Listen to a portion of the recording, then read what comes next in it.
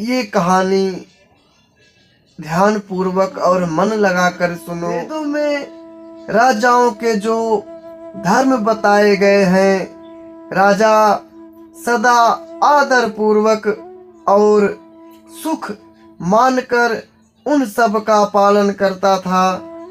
प्रतिदिन अनेक प्रकार के दान देता और उत्तम शास्त्र, वेद और पुराण सुनता था।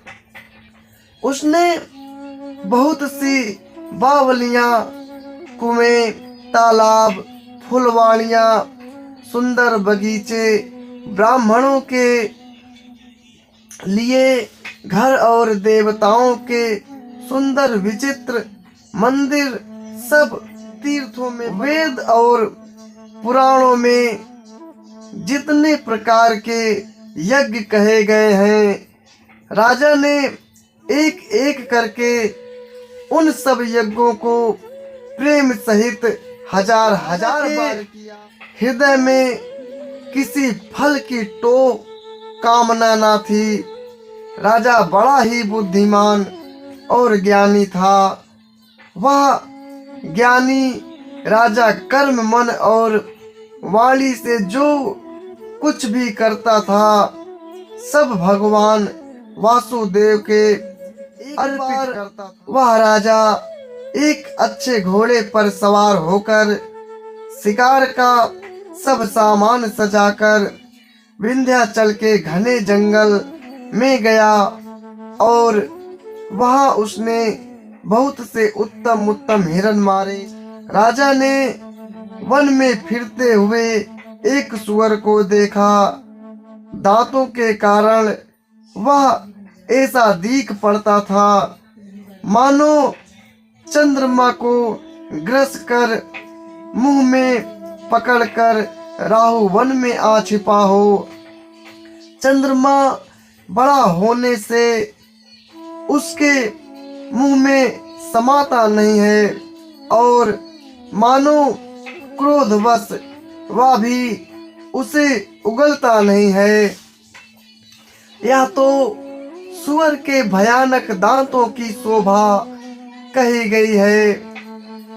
इधर उसका शरीर भी बहुत विशाल और मोटा था। घोड़े की आहट पाकर वह घुरघुराता हुआ कान उठाए चौकन्ना होकर देख रहा था। नील पर्वत के शिखर के समान विशाल शरीर वाले उस सुअर को देखकर राजा घोड़े को चाबुक लगाकर तेजी से चला और उसने सुअर को ललकारा कि अब तेरा बचाव नहीं हो सकता। अधिक शब्द करते हुए घोड़े को अपनी तरफ आता देखकर सुअर पवन वेग से भाग चला। राजा ने तुरंत ही बाण को धनुष पर चढ़ाया। सुअर बाण को देखते ही धरती में दुबक गया। राजा तक तक कर तीर चलाता है, परंतु सुअर छल करके शरीर को बचाता जाता है। वह पशु कभी प्रकट होता और कभी छिपता हुआ भागा जाता था और राजा भी क्रोध के वश उसके साथ पीछे लगा चला जाता था। सुअर बहुत दूर ऐसे घने जंगल में चला गया जहां हाथी घोड़े का निवाह गम नहीं था। राजा बिल्कुल अकेला था और वन में क्लेश भी बहुत था। फिर भी राजा ने उस पशु का पीछा नहीं छोड़ा। राजा को बड़ा धैर्यवान देखकर सुअर भागकर पहाड़ की एक गहरी गुफा में जा घुसा। उसमें जाना कठिन देखकर राजा को बहुत पछता कर लौटना पड़ा, पर उस घोर वन में वह रास्ता भूल गया। बहुत परिश्रम करने से थका हुआ और घोड़े समेत भूख प्यास से व्याकुल राजा नदी तालाब खोजता खोजता पानी बिना बेहाल हो गया। सो तुम जानहु अंतर्यामी, पुरवहु मोर मनोरथ स्वामी। वन में फिरते फिरते उसने एक आश्रम देखा। वहां कपट से मुनि को वेश बनाए एक राजा रहता था, जिसका देश राजा प्रताप भानु ने छीन लिया था और जो सेना को छोड़कर युद्ध से भाग गया था। प्रताप भानु का समय अच्छे दिन जानकर और अपना कुसमय बुरे दिन अनुमान कर उसके मन में बड़ी ग्लानि हुई। इससे वह ना तो घर गया और न अभिमानी होने के कारण राजा प्रताप भानु से ही मेल किया।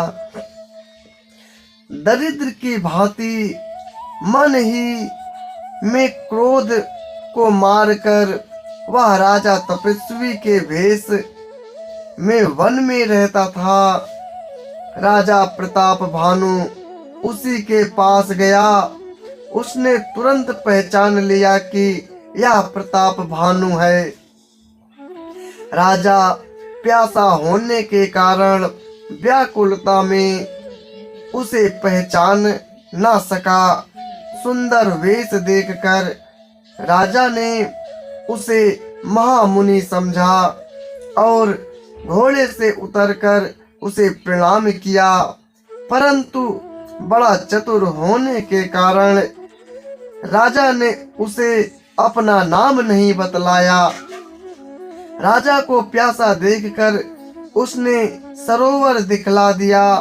हर्षित होकर राजा ने घोड़े सहित उसमें स्नान और जलपान किया। सारी थकावट मिट गई। राजा सुखी हो गया।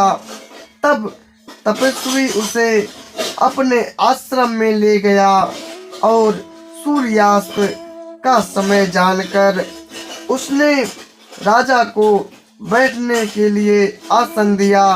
फिर वह तपस्वी कोमल वाणी से बोला, तुम कौन हो?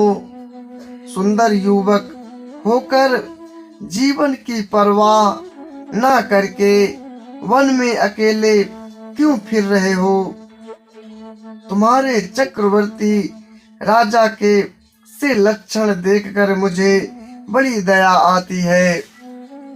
राजा ने कहा, हे मुनीश्वर, सुनिए, मैं प्रताप भानु का एक राजा है।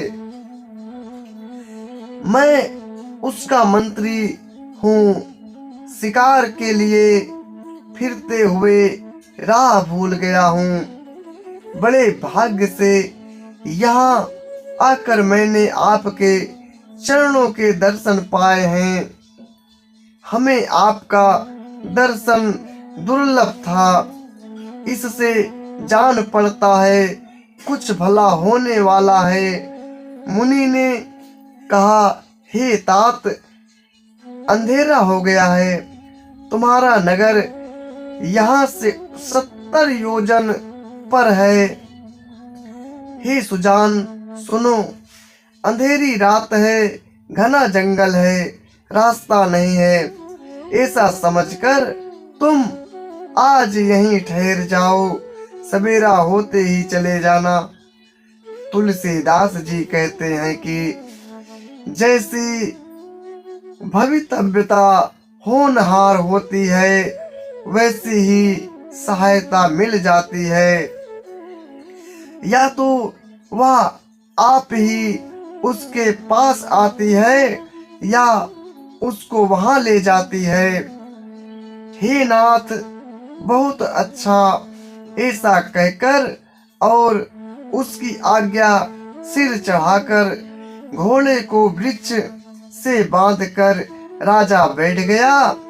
राजा ने उसकी बहुत प्रकार से प्रशंसा की और उसके चरणों की वंदना करके अपने भाग्य की सराहना की।